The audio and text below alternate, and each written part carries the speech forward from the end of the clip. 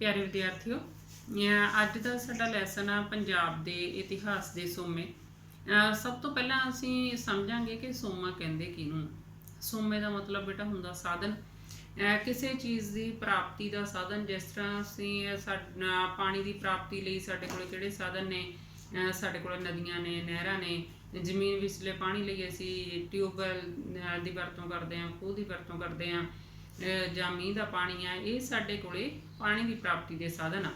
ਹੁਣ ਜਦੋਂ ਅਸੀਂ ਇਤਿਹਾਸਕ ਸੋਮਿਆਂ ਦੀ ਗੱਲ ਕਰਦੇ ਹਾਂ ਕਿ ਪੰਜਾਬ ਦੇ ਇਤਿਹਾਸ ਦੇ ਸਾਡੇ ਕੋਲੇ ਕਿਹੜੇ ਕਿਹੜੇ ਸੋਮੇ, ਨਾ ਕੇਵਲ ਪੰਜਾਬ ਤੇ ਕਿਸੇ ਵੀ ਜਗ੍ਹਾ ਦੇ ਇਤਿਹਾਸ ਨੂੰ ਜਾਣਨ ਲਈ ਅਸੀਂ ਕਿਹੜੇ ਕਿਹੜੇ ਸੋਮਿਆਂ ਦੀ ਵਰਤੋਂ ਕਰਦੇ ਹਾਂ। ਸਭ ਤੋਂ ਪਹਿਲਾਂ ਤਾਂ ਅਸੀਂ ਦੇਖਦੇ ਹਾਂ ਕਿ ਸਾਨੂੰ ਉਸ ਸਮੇਂ ਨਾਲ ਸੰਬੰਧਿਤ ਕੋਈ ਪੁਸਤਕ ਮਿਲ ਜੇ।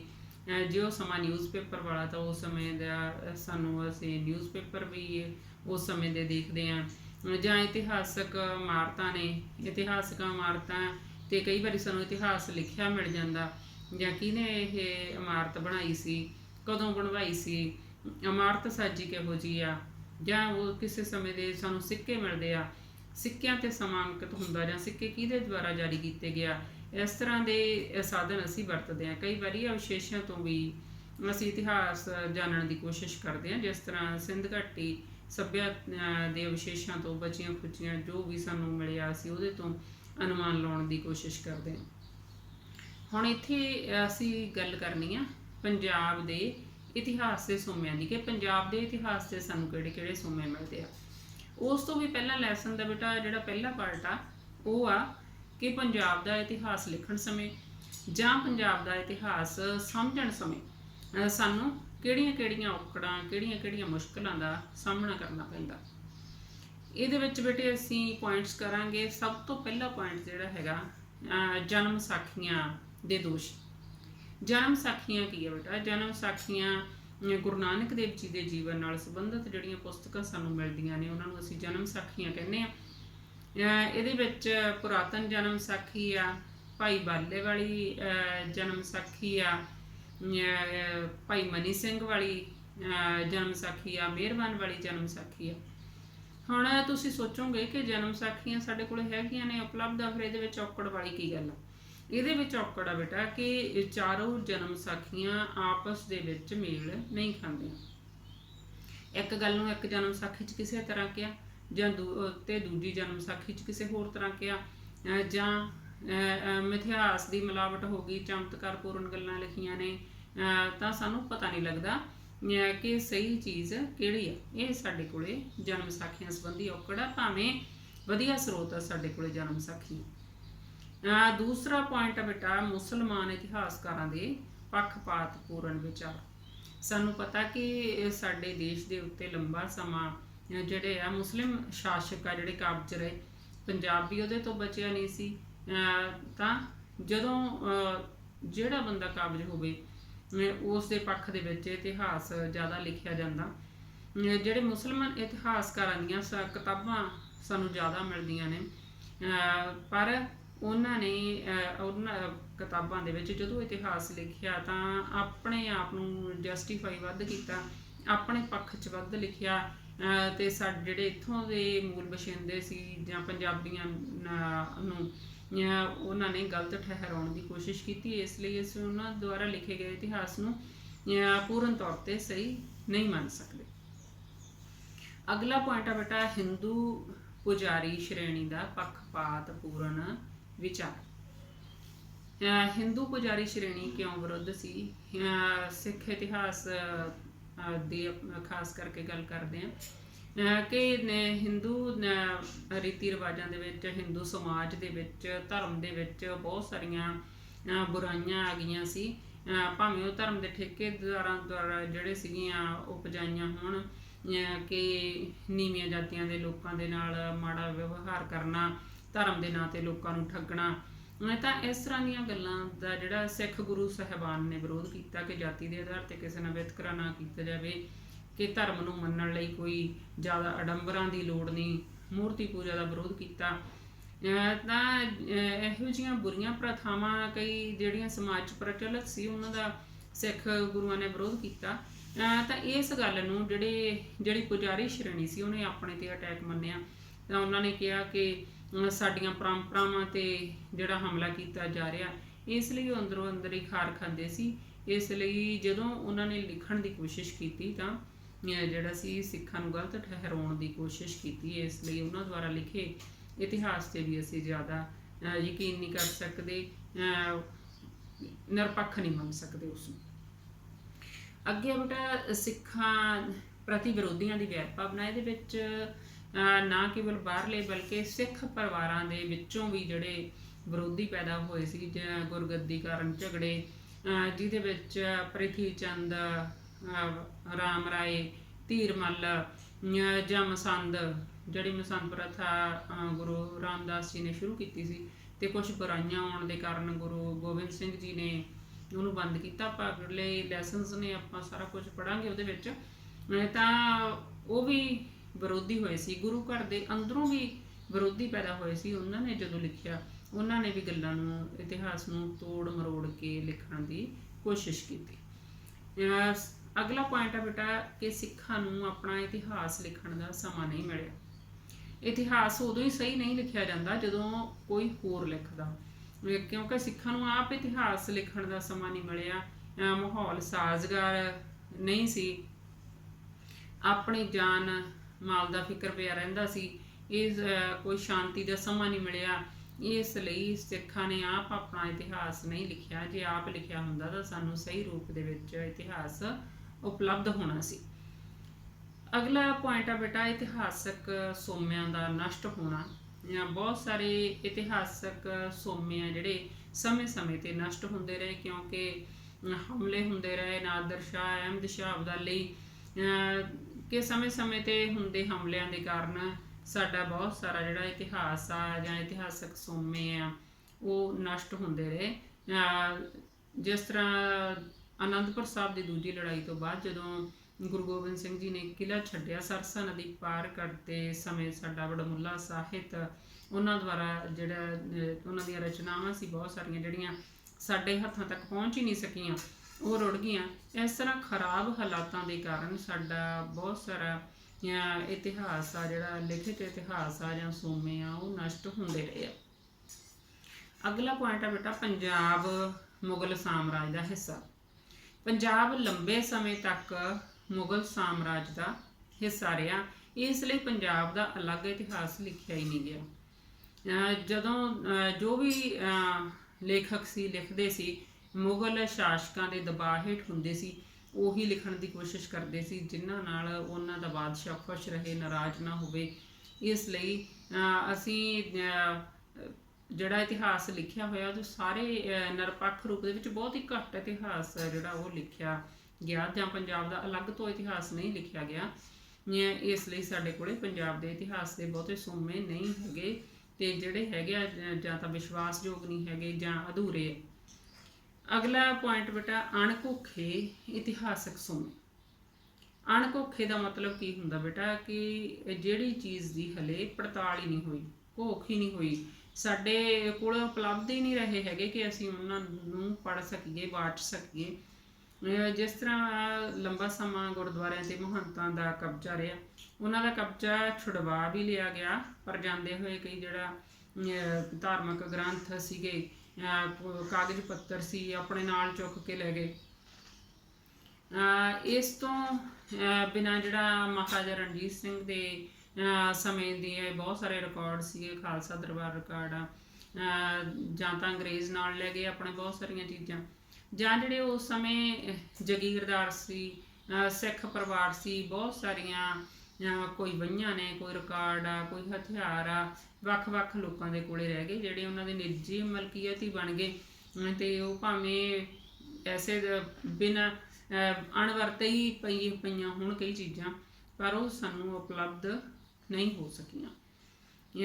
ਉਦੋਂ ਅੱਗੇ ਬੇਟੇ ਪੰਜਾਬ ਦੀ ਵੰਡ, ਲਾਸਟ ਪੁਆਇੰਟ ਅਸੀਂ ਇਹਦੇ ਵਿੱਚ ਕਰਾਂਗੇ ਪੰਜਾਬ ਦੀ ਵੰਡ, ਕਿ ਪੰਜਾਬ ਨੇ ਪਹਿਲਾਂ ਹੀ ਅਸ਼ਾਂਤੀ ਦਾ ਮਾਹੌਲ ਬਹੁਤ ਝੱਲਿਆ ਸੀ, ਇਸ ਲਈ ਸਾਥੋਂ ਇਤਿਹਾਸ ਲਿਖ ਨਹੀਂ ਹੋਇਆ ਜਾਂ ਸੰਭਾਲ ਨਹੀਂ ਹੋਇਆ। ਉਸ ਤੋਂ ਬਾਅਦ ਜਿਹੜੀ ਭਾਰਤ ਦੀ ਜਦੋਂ ਵੰਡ ਹੋਈ, ਪਾਕਿਸਤਾਨ ਬਣਿਆ, ਤਾਂ ਫਿਰ ਵੀ ਪੰਜਾਬੀਆਂ ਨੂੰ ਮਾਰ ਝੱਲਣੀ ਪਈ ਕਿ ਪੰਜਾਬ 2 ਹਿੱਸਿਆਂ ਦੇ ਵਿੱਚ ਵੰਡਿਆ ਗਿਆ।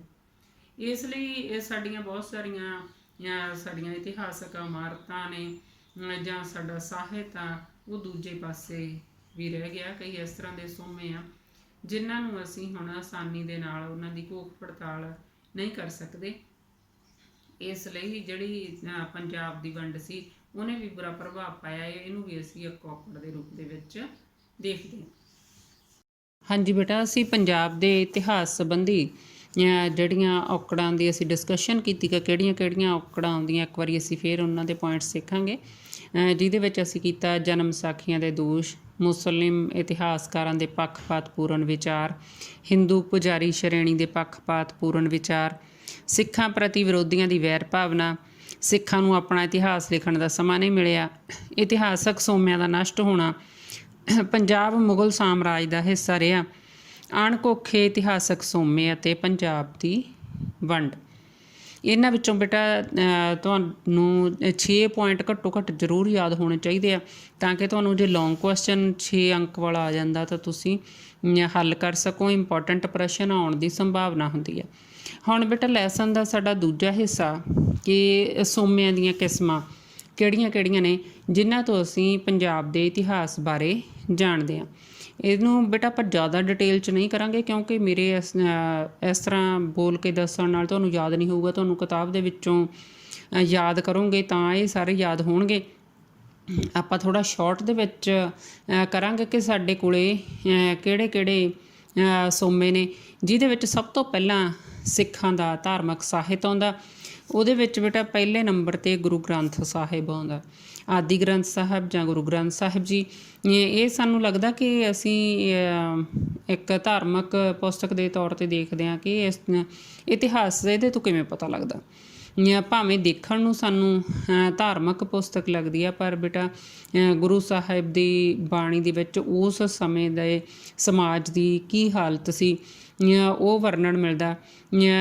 ਜਿਸ ਤਰ੍ਹਾਂ ਗੁਰੂ ਨਾਨਕ ਸਾਹਿਬ ਨੇ ਬਾਬਰ ਬਾਣੀ ਵਿੱਚ ਬਾਬਰ ਦੇ ਹਮਲੇ ਬਾਰੇ ਜਾਂ ਉਸ ਸਮੇਂ ਦੇ ਜਿਹੜੇ ਰਾਜੇ ਕਿਸ ਤਰ੍ਹਾਂ ਦੇ ਸੀ, ਕਿਸ ਤਰ੍ਹਾਂ ਦਾ ਲੋਕਾਂ ਨਾਲ ਨਿਆਂ ਹੁੰਦਾ ਸੀ, ਉਹ ਵਰਣਨ ਕੀਤਾ। ਇਸ ਤਰ੍ਹਾਂ ਜਿਹੜਾ ਗੁਰੂ ਗ੍ਰੰਥ ਸਾਹਿਬ ਸਾਡੇ ਕੋਲੇ ਇਤਿਹਾਸ ਦੇ ਸਰੋਤ ਵਜੋਂ ਵੀ ਅਸੀਂ ਇਹਨੂੰ ਦੇਖਦੇ ਹਾਂ। ਦਸਮ ਗ੍ਰੰਥ ਬੇਟਾ ਅੱਗੇ ਆ। ਦਸਮ ਗ੍ਰੰਥ ਦੇ ਵਿੱਚ ਗੁਰੂ ਗੋਬਿੰਦ ਸਿੰਘ ਜੀ ਦੀਆਂ ਰਚਨਾਵਾਂ ਨੇ। ਗੁਰੂ ਗ੍ਰੰਥ ਸਾਹਿਬ ਦੇ ਵਿੱਚ ਜਿਹੜੀ ਆ ਗੁਰੂ ਗੋਬਿੰਦ ਸਿੰਘ ਜੀ ਦੀ ਬਾਣੀ ਨਹੀਂ ਹੈਗੀ। ਦਸਮ ਗ੍ਰੰਥ ਦੇ ਵਿੱਚ ਗੁਰੂ ਗੋਬਿੰਦ ਸਿੰਘ ਜੀ ਦੀ ਬਾਣੀ ਆ, ਜਿਹਦੇ ਅਲੱਗ-ਅਲੱਗ ਪਾਰਟਸ ਨੇ, ਜਿਹਦੇ ਵਿੱਚ ਬਚਿੱਤਰ ਨਾਟਕ, ਜਫਰਨਾਮਾ, ਜਾਪ ਸਾਹਿਬ, ਅਕਾਲ ਉਸਤਤ, ਚੰਡੀ ਦੀ ਵਾਰ, ਅਲੱਗ-ਅਲੱਗ ਇਹ 18 ਗ੍ਰੰਥਾਂ ਦਾ ਸੰਗ੍ਰਹਿ ਆ। ਇਸ ਤੋਂ ਅੱਗੇ ਭਾਈ ਗੁਰਦਾਸ ਜੀ ਦੀਆਂ ਵਾਰਾਂ ਨੇ। ਭਾਈ ਗੁਰਦਾਸ ਜੀ ਦੀਆਂ 39 ਵਾਰਾਂ ਉਹਨਾਂ ਨੇ ਰਚਨਾ ਕੀਤੀ ਅਤੇ ਇਹਨਾਂ ਵਾਰਾਂ ਨੂੰ ਗੁਰੂ ਗ੍ਰੰਥ ਸਾਹਿਬ ਦੀ ਕੁੰਜੀ ਕਿਹਾ ਜਾਂਦਾ। ਇਸ ਤੋਂ ਅੱਗੇ ਬੇਟਾ ਜਨਮ ਸਾਖੀਆਂ ਤੁਹਾਨੂੰ ਪਹਿਲਾਂ ਹੀ ਦੱਸਿਆ ਕਿ ਗੁਰੂ ਨਾਨਕ ਦੇਵ ਜੀ ਦੇ ਜੀਵਨ ਨਾਲ ਸੰਬੰਧਿਤ ਜਿਹੜੀਆਂ ਪੁਸਤਕਾਂ ਨੇ ਉਹਨਾਂ ਨੂੰ ਜਨਮ ਸਾਖੀਆਂ ਕਿਹਾ ਜਾਂਦਾ, ਜਿਹਦੇ ਵਿੱਚ ਪੁਰਾਤਨ ਜਨਮ ਸਾਖੀ, ਮਿਹਰਬਾਨ ਵਾਲੀ ਜਨਮ ਸਾਖੀ, ਭਾਈ ਬਾਲੇ ਵਾਲੀ ਜਨਮ ਸਾਖੀ ਅਤੇ ਭਾਈ ਮਨੀ ਸਿੰਘ ਜੀ ਵਾਲੀ ਜਨਮ ਸਾਖੀ ਆਉਂਦੀ ਹੈ। ਇਸ ਤੋਂ ਬਾਅਦ ਬੇਟੇ ਹੁਕਮਨਾਮੇ ਆ। ਹੁਕਮਨਾਮੇ ਨੂੰ ਤੁਸੀਂ ਚੰਗੀ ਤਰ੍ਹਾਂ ਸਮਝਣਾ ਕਿ ਹੁਕਮਨਾਮਾ ਕੀ ਆ। ਕਈ ਵਾਰੀ ਬੱਚੇ ਹੁਕਮਨਾਮੇ ਤੋਂ ਹੁਕਮਨਾਮਾ ਸਮਝ ਲੈਂਦੇ ਆ ਕਿ ਜਿਸ ਤਰ੍ਹਾਂ ਗੁਰੂ ਗ੍ਰੰਥ ਸਾਹਿਬ ਜੀ ਤੋਂ ਹੁਕਮਨਾਮਾ ਲਿਆ ਜਾਂਦਾ। ਇਹ ਹੁਕਮਨਾਮੇ ਉਹਦੇ ਨਾਲੋਂ ਡਿਫਰੈਂਟ ਚੀਜ਼ ਆ।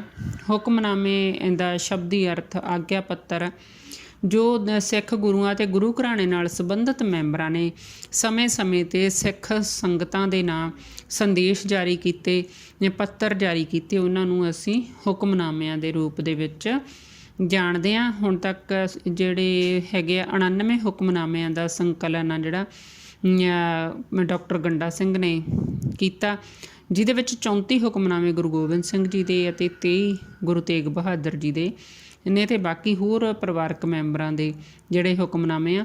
ਸਿੱਖ ਇਹਨਾਂ ਹੁਕਮਨਾਮਿਆਂ ਨੂੰ ਗੁਰੂ ਦਾ ਹੁਕਮ ਸਮਝ ਕੇ ਇਹਨਾਂ ਦੀ ਪਾਲਣਾ ਕਰਦੇ ਸੀ। ਬੇਟਾ ਇਹਨਾਂ ਜਿਹੜੇ ਵੀ ਅਸੀਂ ਪੁਆਇੰਟਸ ਕੀਤੇ ਨੇ, ਇਹਨਾਂ 'ਤੇ ਤੁਹਾਨੂੰ ਸਾਰਿਆਂ 'ਤੇ ਅਲੱਗ-ਅਲੱਗ ਕੁਐਸਚਨ ਵੀ ਆ ਸਕਦਾ ਕਿ ਆਦਿ ਗ੍ਰੰਥ ਸਾਹਿਬ 'ਤੇ ਅਲੱਗ ਨੋਟ ਆ ਸਕਦਾ, ਦਸਮ ਗ੍ਰੰਥ 'ਤੇ ਅਲੱਗ ਭਾਈ ਗੁਰਦਾਸ ਜੀ ਦੀਆਂ 12 ਜਾਂ ਜਨਮ ਸਾਖੀਆਂ ਜਾਂ ਹੁਕਮਨਾਮੇ, ਇਹਨਾਂ ਸਾਰਿਆਂ 'ਤੇ ਤੁਹਾਨੂੰ ਅਲੱਗ-ਅਲੱਗ ਪ੍ਰਸ਼ਨ ਵੀ ਪੁੱਛੇ ਜਾ ਸਕਦੇ ਆ। ਦੂਸਰੇ ਨੰਬਰ 'ਤੇ ਇਹ ਆਪਾਂ ਕੀਤਾ ਸਿੱਖ ਸਾਹਿਤ ਜਿਹੜਾ ਅਸੀਂ ਇੱਕ ਸੋਰਸ ਦੇ ਵਜੋਂ ਸਿੱਖਾਂ ਦੇ ਧਾਰਮਿਕ ਸਾਹਿਤ ਨੂੰ। 2 ਨੰਬਰ 'ਤੇ ਜਿਹੜਾ ਸਰੋਤ ਆ ਬੇਟਾ ਉਹ ਸਾਡੇ ਕੋਲ ਹੈਗਾ ਪੰਜਾਬੀ ਅਤੇ ਹਿੰਦੀ ਦੀਆਂ ਇਤਿਹਾਸਕ ਅਤੇ ਅਰਧ ਇਤਿਹਾਸਕ ਲਿਖਤਾਂ।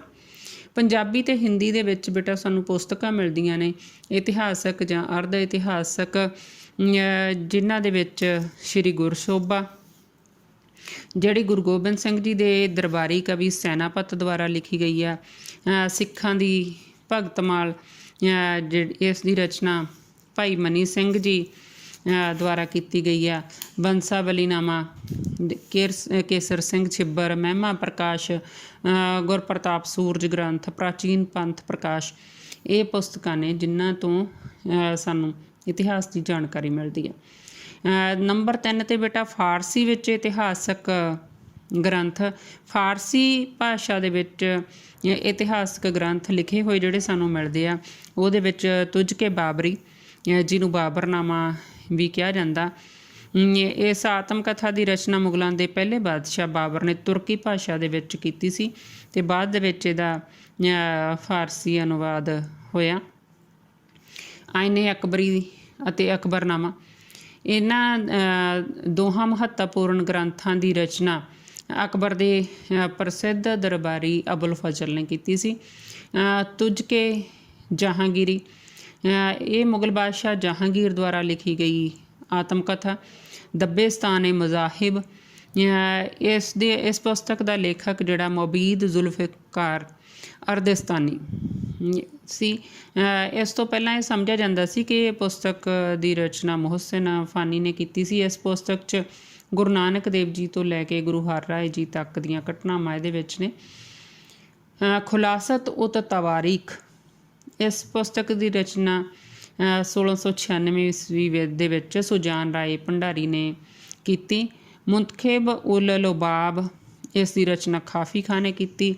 ਜੰਗਨਾਮਾ ਕਾਜੀ ਨੂਰ ਮੁਹੰਮਦ, 1764 ਈਸਵੀ ਵਿੱਚ ਅਹਿਮਦ ਸ਼ਾਹ ਅਬਦਾਲੀ ਦੇ ਹਮਲੇ ਸਮੇਂ ਉਹ ਭਾਰਤ ਆਇਆ ਸੀ। ਇਸ ਪੁਸਤਕ ਵਿੱਚ ਅਹਿਮਦ ਸ਼ਾਹ ਅਬਦਾਲੀ ਦੇ ਹਮਲੇ ਦੇ ਅੱਖੀਂ ਡਿੱਠਾ ਹਾਲ, ਸਿੱਖਾਂ ਦੇ ਯੁੱਧ ਕਰਨ ਦੇ ਢੰਗ ਦੀ ਇਹਦੇ ਵਿੱਚ ਵਰਣਨ ਕੀਤਾ ਗਿਆ ਅਤੇ ਮਹੱਤਵਪੂਰਨ ਇਤਿਹਾਸਕ ਸੋਮਾ ਇਹਨੂੰ ਸਮਝਿਆ ਜਾਂਦਾ ਜੰਗਨਾਮਾ ਨੂੰ। ਉਮਦਤ ਉਤ ਤਵਾਰੀਖ, ਇਸ ਗ੍ਰੰਥ ਦਾ ਲੇਖਕ ਸੋਹਣ ਲਾਲ ਸੂਰੀ ਸੀ। ਉਹ ਮਹਾਰਾਜਾ ਰਣਜੀਤ ਸਿੰਘ ਦੇ ਦਰਬਾਰ ਵਿੱਚ ਅਖਬਾਰ ਨਵੀਸ ਵਜੋਂ ਕੰਮ ਕਰਦਾ ਸੀ। ਤਵਾਰੀਖੇ ਸਿੱਖਾਂ, ਇਸ ਗ੍ਰੰਥ ਦੀ ਰਚਨਾ 1811 'ਚ ਖੁਸ਼ਵਕਤ ਰਾਏ ਨੇ ਡੇਵਿਡ ਆਕਟਰਲੋਨੀ ਦੇ ਕਹਿਣ 'ਤੇ ਕੀਤੀ ਸੀ। ਇਸ ਵਿੱਚ ਗੁਰੂ ਨਾਨਕ ਦੇਵ ਜੀ ਤੋਂ ਲੈ ਕੇ 1811 ਈਸਵੀ ਤੱਕ ਦਾ ਇਤਿਹਾਸ ਮਿਲਦਾ। ਤਵਾਰੀਖੇ ਪੰਜਾਬ, ਇਸ ਪੁਸਤਕ ਦੀ ਰਚਨਾ ਬੂਟੇ ਸ਼ਾਹ ਨੇ ਅੰਗਰੇਜ਼ਾਂ ਦੇ ਕਹਿਣ 'ਤੇ ਕੀਤੀ ਸੀ। ਇਸ ਵਿੱਚ ਵੀ ਗੁਰੂ ਨਾਨਕ ਦੇਵ ਜੀ ਤੋਂ ਲੈ ਕੇ ਮਹਾਰਾਜਾ ਰਣਜੀਤ ਸਿੰਘ ਤੱਕ ਦਾ ਇਤਿਹਾਸ ਆ। ਜ਼ਫਰਨਾਮਾ ਏ ਰਣਜੀਤ ਸਿੰਘ, ਇਹ ਮਹਾਰਾਜਾ ਰਣਜੀਤ ਸਿੰਘ ਦੇ ਰਾਜਕਾਲ ਨਾਲ ਸੰਬੰਧਿਤ ਆ ਅਤੇ ਦੀਵਾਨ ਅਮਰਨਾਥ ਨੇ ਇਸ ਦੀ ਰਚਨਾ ਕੀਤੀ। ਇਬਰਤਨਾਮਾ, ਇਸ ਪੁਸਤਕ ਦੀ ਰਚਨਾ 1864 'ਚ ਅਲਾਉਦੀਨ ਮੁਫਤੀ ਨੇ ਕੀਤੀ ਸੀ। ਚਾਰ ਬਾਗੇ ਪੰਜਾਬ, ਗਣੇਸ਼ ਦਾਸ ਵਡੇਰਾ ਦੀ ਪੁਸਤਕ ਆ। ਇਸ ਵਿੱਚ ਤੱਥਾਂ ਦੀ ਬਹੁਤ ਸ਼ੁੱਧਤਾ ਦੇ ਨਾਲ ਵਰਣਨ ਕੀਤਾ ਗਿਆ। ਇਸ ਵਿੱਚ ਪੰਜਾਬ ਦੀ ਸੰਸਕ੍ਰਿਤਕ ਅਤੇ ਭੂਗੋਲਿਕ ਦਸ਼ਾ ਦਾ ਵਰਣਨ। ਚੌਥੇ ਨੰਬਰ 'ਤੇ ਜਿਹੜੇ ਸਾਡੇ ਕੋਲ ਸਰੋਤ ਨੇ ਭੱਟ ਵਹੀਆਂ। ਭੱਟ ਲੋਕ ਕਿਹਾ ਜਾਂਦਾ ਕਿ ਘਟਨਾਵਾਂ ਨੂੰ ਆਪਣੀਆਂ ਵਹੀਆਂ ਦੇ ਵਿੱਚ ਦਰਜ ਕਰਦੇ ਸੀ।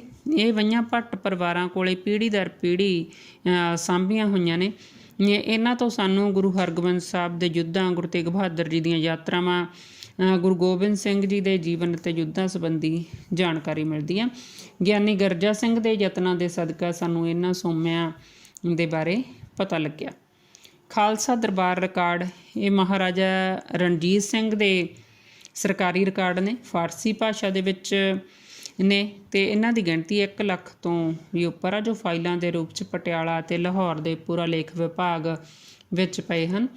ਇਹਨਾਂ ਦੀ ਸੂਚੀ 1919 ਈਸਵੀ ਵਿੱਚ ਸੀਤਾ ਰਾਮ ਕੋਹਲੀ ਨੇ ਤਿਆਰ ਕੀਤੀ ਸੀ। ਇਹ ਰਿਕਾਰਡ ਪੰਜਾਬ ਦੇ ਲੋਕਾਂ ਦੇ ਸਮਾਜਿਕ ਅਤੇ ਆਰਥਿਕ ਜੀਵਨ, ਮਹਾਰਾਜਾ ਰਣਜੀਤ ਸਿੰਘ ਦੇ ਜੀਵਨ ਜਾਂ ਸ਼ਾਸਨ ਪ੍ਰਬੰਧ ਸੰਬੰਧੀ ਸਾਨੂੰ ਇਹਨਾਂ ਤੋਂ ਜਾਣਕਾਰੀ ਮਿਲਦੀ ਹੈ। ਵਿਦੇਸ਼ੀ ਯਾਤਰੀਆਂ ਅਤੇ ਅੰਗਰੇਜ਼ਾਂ ਦੀਆਂ ਲਿਖਤਾਂ 6 ਨੰਬਰ 'ਤੇ ਆ ਕਿ ਵਿਦੇਸ਼ੀ ਯਾਤਰੀ ਜਿਹੜੇ ਸਮੇਂ ਸਮੇਂ 'ਤੇ ਸਾਡੇ ਦੇਸ਼ 'ਚ ਆਏ ਜਾਂ ਅੰਗਰੇਜ਼ ਸਾਡੇ 'ਤੇ ਰਾਜ ਕਰਦੇ ਰਹੇ ਨੇ, ਉਹਨਾਂ ਨੇ ਇੱਥੇ ਰਹਿੰਦੇ ਹੋਏ ਲਿਖਤਾਂ ਲਿਖੀਆਂ, ਉਹ ਵੀ ਸਾਡੇ ਕੋਲੇ ਸਰੋਤ ਦੇ ਰੂਪ 'ਚ ਨੇ। ਇਹ journey from Bengal to England, ਇਸ ਦਾ ਜਾਰਜ ਫੋਰਸਟਰ ਇਹਦਾ ਲੇਖਕ ਆ। Sketch of the Sikhs Malcolm, origin of Sikh power in the Punjab, H.T. Prinsep, The Court and Camp of Ranjit Singh, William Osborne, History of the Punjab, Dr. Murray, History of the Sikhs, Dr. MacGregor ਨੇ ਇਸ ਦੀ ਰਚਨਾ ਕੀਤੀ। The Punjab, Steinbach, Travels in Kashmir and the Punjab, Baron Charles Hugel, Travels into Bukhara, Alexander Berners, History of the Sikhs, J.D. Cunningham। ਇਹ ਜਿਹੜੀਆਂ ਅੰਗਰੇਜ਼ ਲਿਖਾਰੀਆਂ ਦੁਆਰਾ ਮਹੱਤਵਪੂਰਨ ਲਿਖਤਾਂ ਨੇ। ਨੰਬਰ 7 'ਤੇ ਅਸੀਂ ਕਰਾਂਗੇ ਭਾਰਤੀ ਅੰਗਰੇਜ਼ ਸਰਕਾਰ ਦੇ ਰਿਕਾਰਡ। ਭਾਰਤੀ ਅੰਗਰੇਜ਼ ਸਰਕਾਰ ਜਿਹੜੀ ਆ ਕਿ ਇੱਥੇ ਜਦੋਂ ਅੰਗਰੇਜ਼ਾਂ ਨੇ ਜਿੰਨਾ ਸਮਾਂ ਰਾਜ ਕੀਤਾ, ਉਸ ਸਮੇਂ ਦੇ ਉਹਨਾਂ ਦੇ ਸ਼ਾਸਨ ਕਾਲ ਦੇ ਰਿਕਾਰਡ ਆ ਅਤੇ ਮਹੱਤਵਪੂਰਨ ਜਾਣਕਾਰੀ ਪ੍ਰਦਾਨ ਕਰਦੇ ਆ। ਇਹਨਾਂ ਰਿਕਾਰਡਾਂ ਦੇ ਵਿੱਚ ਮਹਾਰਾਜਾ ਰਣਜੀਤ ਸਿੰਘ ਅਤੇ ਅੰਗਰੇਜ਼ਾਂ ਵਿਚਾਲੇ ਹੋਈਆਂ ਮੁਲਾਕਾਤਾਂ ਸੰਬੰਧੀ ਬਹੁਤ ਸਾਰੀਆਂ ਰਿਪੋਰਟਾਂ ਨੇ। ਇਹ ਰਿਕਾਰਡ ਭਾਰਤ ਦੇ ਰਾਸ਼ਟਰੀ ਪੁਰਾਲੇਖ ਵਿਭਾਗ ਵਿੱਚ ਦਿੱਲੀ ਵਿਖੇ ਪਏ ਹੋਏ ਹਨ। ਇਸ ਤੋਂ ਅੱਗੇ ਬੇਟਾ ਇਤਿਹਾਸਕ ਭਵਨ, ਚਿੱਤਰ ਅਤੇ ਸਿੱਕੇ, ਕਿ ਪਹਿਲਾਂ ਵੀ ਅਸੀਂ ਗੱਲ ਕੀਤੀ ਕਿ ਇਤਿਹਾਸਕ ਜਿਹੜੀਆਂ ਇਮਾਰਤਾਂ ਨੇ, ਚਿੱਤਰ ਨੇ, ਸਿੱਕੇ ਨੇ, ਇਹ ਸਾਨੂੰ ਇੱਕ ਸਰੋਤ ਦੀ ਤਰ੍ਹਾਂ ਕੰਮ ਕਰਦੇ ਨੇ। ਸਿੱਖ ਗੁਰੂ ਸਾਹਿਬਾਨ ਨੇ ਜਿਹੜਾ ਹੈਗਾ, ਜਿਹੜੇ ਧਾਰਮਿਕ ਸਥਾਨ ਸਿੱਖ ਗੁਰੂ ਸਾਹਿਬਾਨਾਂ ਦੇ ਨਾਲ ਸੰਬੰਧਿਤ ਆ, ਕਿ ਉਹਨਾਂ ਨੇ ਨਗਰਾਂ ਦੀ ਸਥਾਪਨਾ ਕੀਤੀ, ਉਹਨਾਂ ਤੋਂ ਸਾਨੂੰ ਜਾਣਕਾਰੀ ਮਿਲਦੀ ਆ। ਸਿੱਖ ਸਰਦਾਰ ਸੀ ਜਿਹੜੇ ਮਹਾਰਾਜਾ ਰਣਜੀਤ, ਜਿਹੜੇ ਰਿਆਸਤਾਂ ਸੀ, ਰਣਜੀਤ ਸਿੰਘ ਤੋਂ ਪਹਿਲਾਂ ਰਿਆਸਤਾਂ ਸੀ ਨਾਭਾ, ਪਟਿਆਲਾ, ਜੀਂਦ, ਫਰੀਦਕੋਟ, ਕਪੂਰਥਲਾ, ਮਲੇਰਕੋਟਲਾ ਅਤੇ ਸੰਗਰੂਰ ਦੇ ਸ਼ਾਸਕਾਂ ਦੁਆਰਾ ਬਣਾਏ ਗਏ ਜਿਹੜੇ ਮਹਿਲ ਸੀ ਉਹਨਾਂ ਦੇ ਅਤੇ ਉਹਨਾਂ ਦੇ ਕਿਲ੍ਹੇ। ਸਿੱਖ ਗੁਰੂ ਸਾਹਿਬਾਨ ਦੇ ਸਮੇਂ ਦੇ ਚਿੱਤਰ, ਪੁਰਾਣੇ ਗ੍ਰੰਥ ਜਾਂ ਗੁਰਦੁਆਰਿਆਂ ਦੀਆਂ ਦੀਵਾਰਾਂ 'ਤੇ ਬਣੇ ਹੋਏ ਚਿੱਤਰ, ਇਹ ਸਾਰੀਆਂ ਚੀਜ਼ਾਂ ਸਾਨੂੰ ਜਿਹੜੀਆਂ ਹੈਗੀਆਂ, ਜਾਂ ਉਸ ਸਮੇਂ ਦੇ ਸਿੱਕੇ, ਜਾਂ ਬੰਦਾ ਬਹਾਦਰ, ਜੱਸਾ ਸਿੰਘ ਆਹਲੂਵਾਲੀਆ, ਅਹਿਮਦ ਸ਼ਾਹ ਅਬਦਾਲੀ, ਰਣਜੀਤ ਸਿੰਘ, ਪਟਿਆਲਾ, ਨਾਭਾ, ਜੀਂਦ ਦੇ ਸ਼ਾਸਕਾਂ ਦੁਆਰਾ ਜਾਰੀ ਕੀਤੇ ਗਏ ਸਿੱਕਿਆਂ ਤੋਂ ਜਿਹੜੀਆਂ ਸਾਨੂੰ ਇਤਿਹਾਸਕ ਮਿਤੀਆਂ ਦਾ ਪਤਾ ਚੱਲਦਾ। ਅਖਾਣ ਜਿਹੜੇ ਬੇਟੇ ਪ੍ਰਚਲਿਤ ਨੇ, ਅਸੀਂ ਸੁਣਦੇ ਆਏ ਹਾਂ, ਉਹਦੇ ਤੋਂ ਵੀ ਸਾਨੂੰ ਇਤਿਹਾਸ ਦਾ ਪਤਾ ਲੱਗਦਾ। ਜਿਵੇਂ ਕਿ ਮੰਨੂ ਸਾਡੀ ਦਾਤਰੀ, ਅਸੀਂ ਮੰਨੂ ਦੇ ਸੋਏ, ਜਿਉਂ ਜਿਉਂ ਮੰਨੂ ਵੱਢਦਾ ਅਸੀਂ ਦੂਣ ਸਵਾਏ ਹੋਏ। ਇਹਦੇ ਤੋਂ ਪਤਾ ਲੱਗਦਾ ਕਿ ਮੀਰ ਮੰਨੂ ਨੇ ਸਿੱਖਾਂ ਦੇ ਉੱਤੇ ਕਿੰਨੇ ਜ਼ੁਲਮ ਕੀਤੇ, ਪਰ ਸਿੱਖ ਸ਼ਕਤੀ ਨੂੰ ਖ਼ਤਮ ਕਰਨ ਦੇ ਵਿੱਚ ਉਹ ਕਾਮਯਾਬ ਨਹੀਂ ਹੋ ਸਕਿਆ। ਖਾਧਾ ਪੀਤਾ ਲਾਹੇ ਦਾ ਰਹਿੰਦਾ ਅਹਿਮਦ ਸ਼ਾਹੇ ਦਾ, ਕਿ ਲੋਕ ਖੁੱਲ੍ਹਾ ਖਰਚ ਕਰਦੇ ਸੀ, ਕਿਉਂਕਿ ਉਹਨਾਂ ਨੂੰ ਡਰ ਰਹਿੰਦਾ ਸੀ ਕਿ ਲੁਟੇਰੇ ਆਉਣਗੇ, ਲੁੱਟ ਕੇ ਲੈ ਜਾਣਗੇ। ਇਦੋਂ ਚੰਗਾ ਕਿ ਆਪਣੇ 'ਤੇ ਹੀ ਖਰਚ ਕਰ ਲਓ। ਆਏ ਨਹੀਂ ਨਿਹੰਗ, ਬੂਹਾ ਖੋਲ੍ਹਦੇ ਨਿਸ਼ੰਗ। ਇਹਦੇ 'ਚ ਇਹ ਆ ਕਿ ਜਿਹੜੇ ਨਿਹੰਗ ਸੀ, ਸਿੱਖ ਸੀ, ਉਹਨਾਂ ਦਾ ਚਰਿੱਤਰ ਉੱਚਾ ਸੀ। ਲੋਕ ਬਿਨਾਂ ਕਿ ਜਦੋਂ ਕੋਈ ਨਿਹੰਗ ਆਇਆ ਤਾਂ ਬਿਨਾਂ ਕਿਸੇ ਡਰ ਦੇ ਦਰਵਾਜ਼ਾ ਖੋਲ੍ਹ ਦਿਓ, ਕਿਉਂਕਿ ਉਸ ਜੇ ਸਮਾਂ ਇਸ ਤਰ੍ਹਾਂ ਦਾ ਸੀ ਕਿ ਧੀਆਂ ਭੈਣਾਂ ਦੀਆਂ ਜਿਹੜੀਆਂ ਇੱਜ਼ਤਾਂ ਸੀਗੀਆਂ ਉਹ ਸੁਰੱਖਿਅਤ ਨਹੀਂ ਸੀ। ਅਜਿਹੇ ਸਮੇਂ ਸਿੱਖਾਂ 'ਤੇ ਵਿਸ਼ਵਾਸ ਕਰਨਾ ਉਹਨਾਂ ਦੇ ਉੱਚ ਚਰਿੱਤਰ ਦੀ ਜਿਹੜੀ ਆ ਹਾਮੀ ਭਰਦਾ ਸਾਨੂੰ ਪਤਾ ਲੱਗਦਾ। ਇਹ ਸੀ ਬੇਟਾ ਇਤਿਹਾਸ ਦੇ ਸੋਮੇ ਸਾਡੇ ਕੋਲ ਕਿਹੜੇ ਕਿਹੜੇ ਉਪਲਬਧ ਆ। ਲੈਸਨ ਲੰਬਾ ਨਾ ਹੋਵੇ ਇਸ ਲਈ ਥੋੜ੍ਹਾ ਤੁਹਾਨੂੰ ਜਲਦੀ ਦੇ ਵਿੱਚ ਸਮਝਾਇਆ। ਜੇ ਤੁਹਾਨੂੰ ਕਿਸੇ ਗੱਲ ਦੀ ਸਮਝ ਨਾ ਲੱਗੀ ਹੋਵੇ ਤਾਂ ਕੁਐਸਚਨ ਜ਼ਰੂਰ ਪੁੱਛ ਲਿਆ ਕਰੋ। ਧੰਨਵਾਦ ਬੇਟਾ।